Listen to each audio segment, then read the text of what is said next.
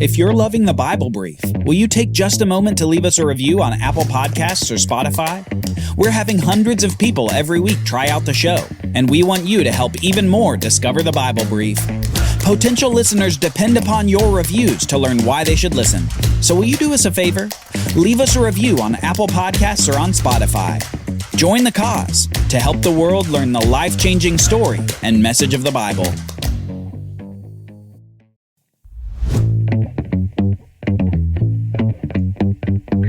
Fire has come down from heaven to consume the sacrifice. But to Elijah's dismay, he's soon on the run, from Jezebel to the mountain of God. On the Bible Brief. The Bible Brief is a project of the Bible Literacy Foundation, a nonprofit dedicated to helping people like you learn the Bible. Check out our website today at BibleLit.org.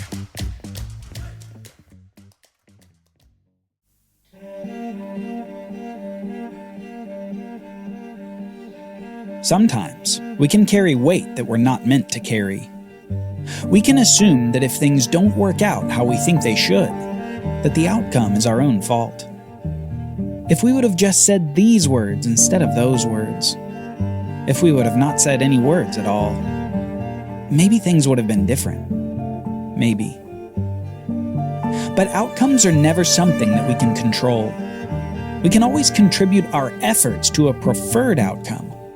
We can try with all our might to make something happen, but no matter how hard we work, things can just not turn out how we intended. Predicted outcomes are often based on experience and probability. But we have to remember that probability is never 100%. If it were, it would be certainty, not probability. The prophet Elijah had one of these moments, as God brought fire from heaven to consume the sacrifice in front of Israel and in front of the prophets of Baal. Elijah had expressed an expectation of what the Lord would do when he consumed the sacrifice, that he would turn the hearts of Israel back to him, that this event would be the beginning of a revival in the nation, where God's people would return to worshiping him alone. However, despite Elijah's faithfulness to God, despite his prayer to God for the people of Israel, despite God sending fire from heaven, no revival came. Elijah is in the wilderness again, exhausted and deflated from the happenings of the last few days. That day at Mount Carmel, Israel's people had witnessed God's fire consume the sacrifice. They had assisted Elijah in killing all the prophets of Baal, and they soon saw the rain that they had so desired for 3 years. The drought was over, and Yahweh had sent rain upon the land. Fire at the mountain, and then rain upon Israel. Events that, if anything, should have turned the hearts of the people back to Yahweh. But that didn't happen. There wasn't a revival. Elijah was here, sitting under a broom tree, thinking about the events that had just transpired. And he was totally discouraged. He was on the run from Jezebel, who was aggressively seeking his life for what he had done to her prophets of Baal. And he felt utterly alone. So alone that he says this to God in 1 Kings 19, verse 4. It is enough. Now, O Lord, take away my life, for I am no better than my fathers.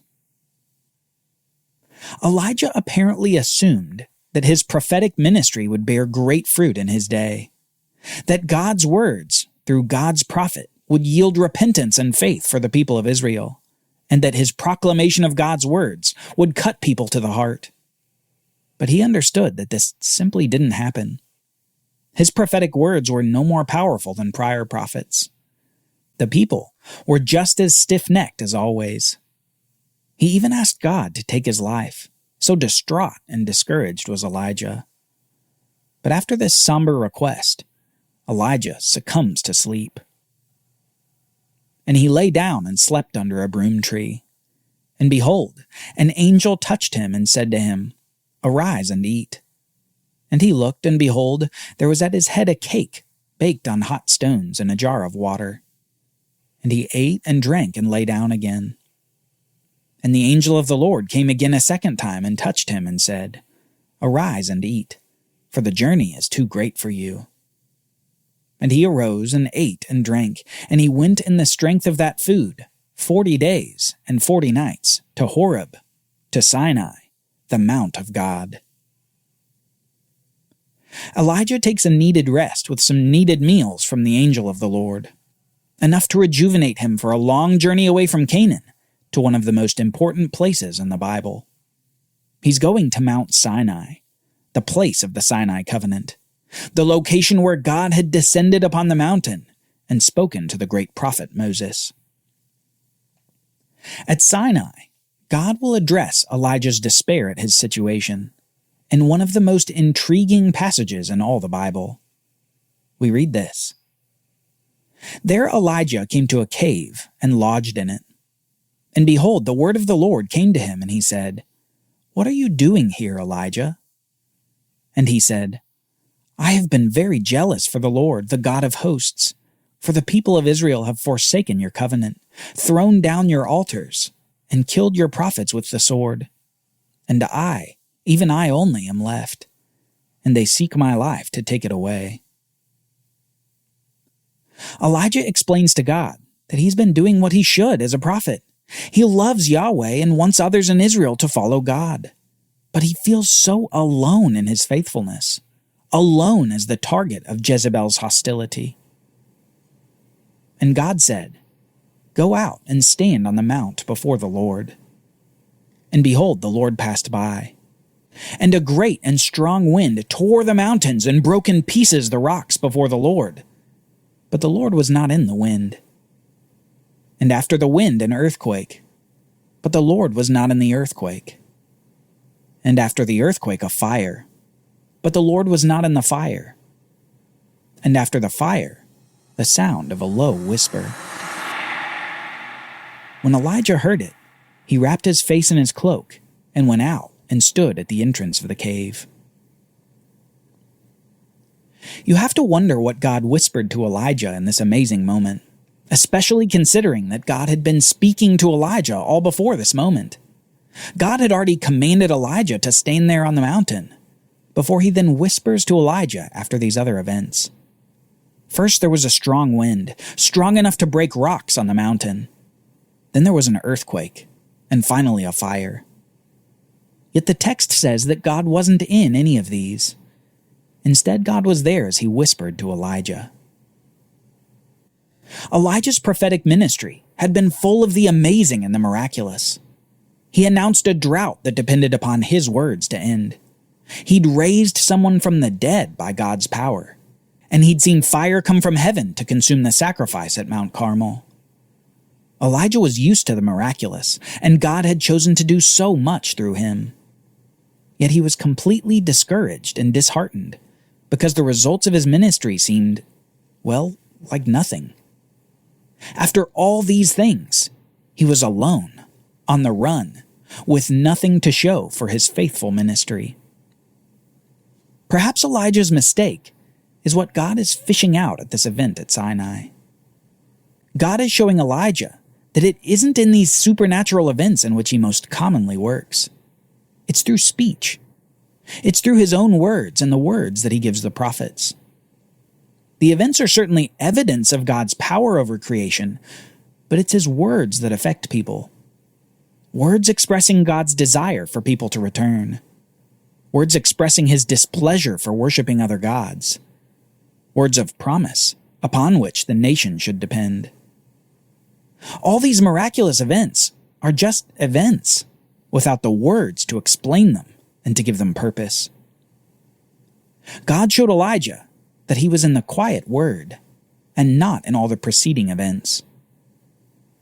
We keep reading in an echo of their prior conversation. And behold, there came a voice to him and said, "What are you doing here, Elijah?" And he said, "I have been very jealous for the Lord, the God of hosts. For the people of Israel have forsaken your covenant, thrown down your altars, and killed your prophets with the sword. And I, even I only, am left, and they seek my life to take it away." And the Lord said to him, "Go, return on your way to the wilderness of Damascus. And when you arrive, you shall anoint Hazael to be king over Syria, and Jehu the son of Nimshi you shall anoint to be king over Israel, and Elisha the son of Shaphat you shall anoint to be prophet in your place. And the one who escapes from the sword of Hazael shall Jehu put to death. And the one who escapes from the sword of Jehu shall Elisha put to death. And yet I will leave 7,000 in Israel, all the knees that have not bowed to Baal, and every mouth that has not kissed him. God gives Elijah commands concerning the next stage of his dealings with the wickedness in Israel. Elijah is to anoint a foreign king to war against Israel. He's to anoint a new Israelite king in place of Ahab, and he is to anoint a new prophet who will take his place in ministry to Israel. All these men will be forms of judgment upon Israel who has strayed so much from God. But don't miss the last thing that God says here. A corrective for Elijah, who feels so alone that he had wished that God would just take his life. God announces that he will leave 7,000 in Israel, all the knees that have not bowed to Baal, and every mouth that has not kissed him. The eyes of the Lord have been watching every person within Israel, and though Elijah believes himself to be the only one faithful left, God subtly corrects his notion. Elijah is not alone. In fact, there are 7,000 other faithful Israelites who haven't worshipped Baal. They've been quietly resisting these wicked rulers, worshiping Yahweh alone.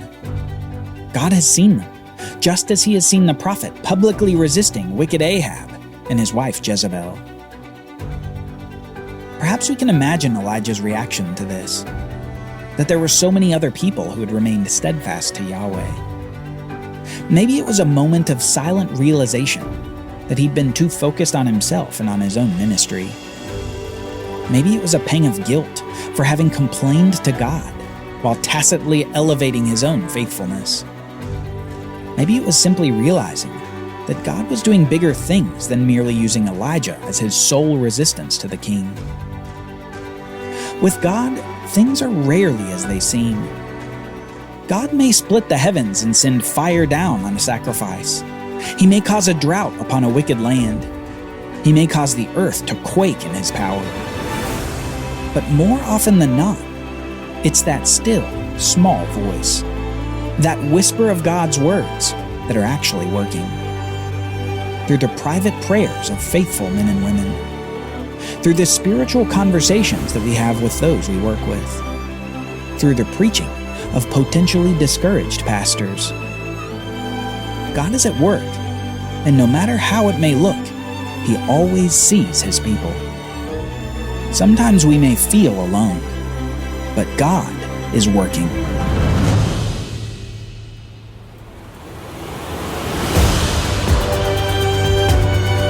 Join us next time as we see more fire in the life of the prophet. Not fire coming down to consume, but fire coming down to raise Elijah up.